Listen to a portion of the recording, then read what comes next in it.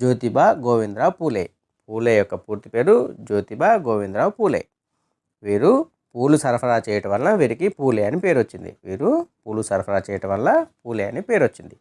1873లో మహారాష్ట్రలో వెనుకబడిన కులాల వారి కోసం సత్యశోధక సమాజం స్థాపించాడు.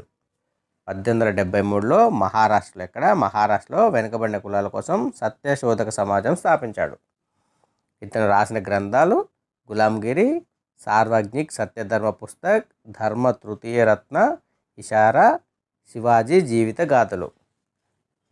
ఇతను రాసిన బుక్స్ ఏంటంటే గులాంగిరి, సార్వజ్ఞిక్ సత్యధర్మ పుస్తక్, ధర్మ తృతీయ రత్న, ఇషారా, శివాజీ జీవిత గాథలు.